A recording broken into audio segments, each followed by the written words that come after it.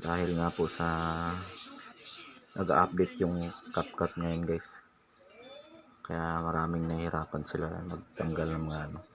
Kaya ngayon guys, tuturo ko sa inyo kung paano guys ibabalik yung CapCut na yung walang pro.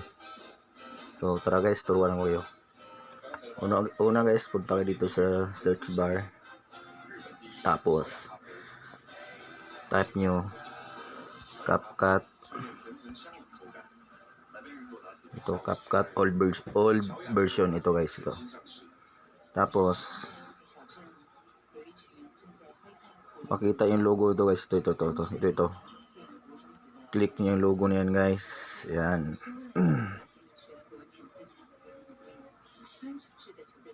Yan.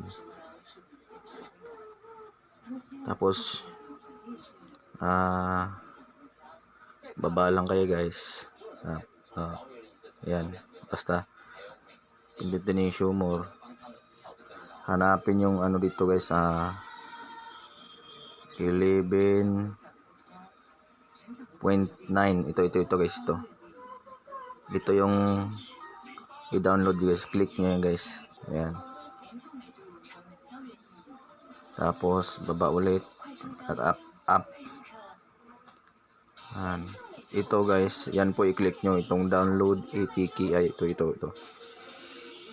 Yan po i-download nyo guys, pindutin nyo yung download, yan. Tapos download file again, ayan. Kasi sa akin kasi guys, mayroon ako ng download, kaya yan ang sabi, download again. Yan, download again, ayan. Hantayin nyo guys, punta sa file nyo.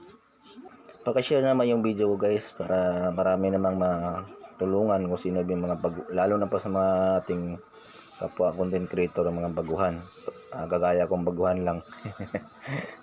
Kaya share naman guys, and follow na rin sa page ko. Matagal talaga guys.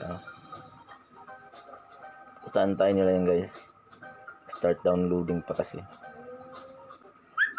So yan guys, mayroon na, lumabas yung CapCut video editor na pinindot niya guys, yan, open, yan. So yan guys, pinindot niya yan, ayan, allow.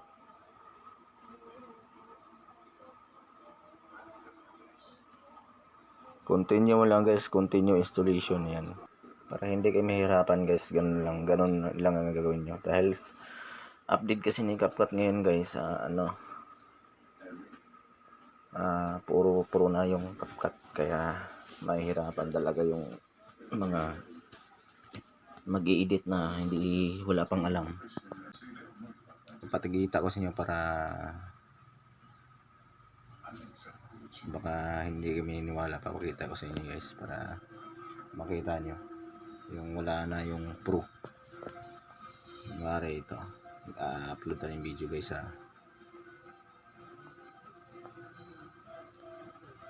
mabagal talaga yung signal.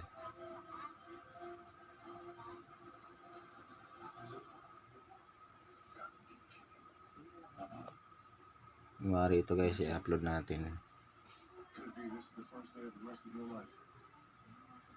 Ayan. So hanapin natin yung reduce noise. Ayan. Tingnan natin guys kung mayroon pang pro. Ayan. So wala na guys, wala nang pro. Ayan. Wala na. Ayan. Wala na guys. Yung caption niya, wala na rin guys. Okay na rin caption niya guys, wala na. Yung BG background niya, remove background. Tingnan natin guys, pagkita ko sa inyo guys yung para ito. Wala na rin guys, wala nang pro, wala na. Okay na rin. Yan, auto removal, custom removal, yan. Wala na guys. So guys, hanggang dito na guys. Kung sino man hindi nakapollow sa aking Facebook page guys, paki-share and follow naman guys para lagi kayong ma-update sa aking mga bagong videos.